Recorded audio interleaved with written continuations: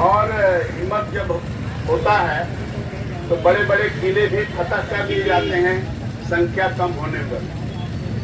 तो हमने आपने हिम्मत दिखाया, इसके लिए आपको बहुत बहुत बधाई, धन्यवाद। मिल जाए, पीएफ मिल जाए, पेंशन मिल जाए, ये पहले से चला आ रहा था, बीच में बंद हो गया। कहाँ कौन एक सेफ चिड़िया आ गई डीसीएल के अंदर में, और वो सेफ की चिड़िया जो है जगह जगह पर पैखाना कर रही है हर एरिया में। और पैखाना कहाँ कर रही है? प्रबंधन के माथे पर। जितना डीएम लोग बैठा है, एसओपी लोग बैठा है, स्टाफ ऑफिसर लोग बैठा है, कोई काम धंधा नहीं करना चाहता। वर्कर आते मिलने के लिए तो बोलते हैं कि सेफ में चला गया। सेफ एक बहाना हो गया। कोई चीज होता है बोलता है सेफ की गड़बड़ी हो गई, ग्रेच्युटी नहीं मिल रहा है तो सेफ की गड़बड़ी से नहीं हो रहा है, लिव इनकेसमेंट नहीं मिल रहा है तो सेफ की गड़बड़ी से नहीं हो रहा है। तरह तरह के बहाने, मैंने सबका बहाना एक कह दो कि सेफ की सारी गड़बड़ियों का जड़ जो है वो सेफ है। अब तो लायो क्यों भाई? यदि गड़बड़ी का जड़ है सेफ तो इसको बैठाए क्यों? मालूम है सेफ किस कंपनी का है, किसका है? मालूम है कि नहीं है? नहीं है? अरे अमित शाह का बेटा है ना, उसी की कंपनी की है, उसी ने सप्लाई किया है।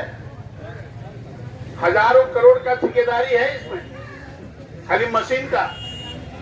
क्या है सेफ? सॉफ्टवेयर पूरे कोल इंडिया को सप्लाई है, पूरे कोल इंडिया हर कंपनी में है।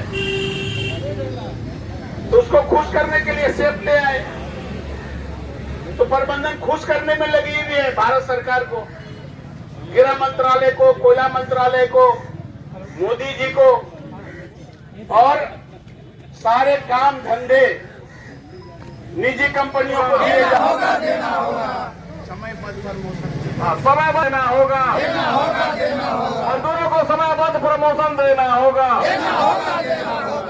किसी की गद्दी पर बैठा है जो अपने मनमानी, अपने सारे फासिज्म के गुण लेकर और तानाशाही का रवैया अपनाकर पूरे देश को चला रहा है। तो आज के अफसर लोग भी सोचते हैं कि हम उसी मिजाज में, जिस मिजाज में हमारा केंद्र सरकार चल रहा है, हम कोल इंडिया को चला लेंगे। लेकिन हम यह कहने के लिए आए हैं लाल झंडा लेकर के कि जब तुम्हारी अफसरशाही चली है और न हम चलने देंगे कभी, और किसी भी कीमत पर हम इसको बर्दाश्त नहीं करेंगे। देश के अंदर जैसे तानाशाही का विरोध हो रहा है, कोल इंडिया के अंदर मनमानीपन का, अफसरशाही का और इनके सख्त रवैये का हम विरोध करते रहेंगे। तो हम बाध्य होकर के आंदोलन के मैदान में उतरेंगे और अपने हक और अधिकार छीन करके रहेंगे, लड़ाई छीन करके रहेंगे। दोनों एक दूसरे के बिना अलग नहीं है, दोनों एक दूसरे के साथ चलता है। इसलिए ज्यादा नहीं बोलते हुए मुझे समझ में आ रहा है कि आपके पास मेरा संदेश पहुंच गया होगा। धन्यवाद।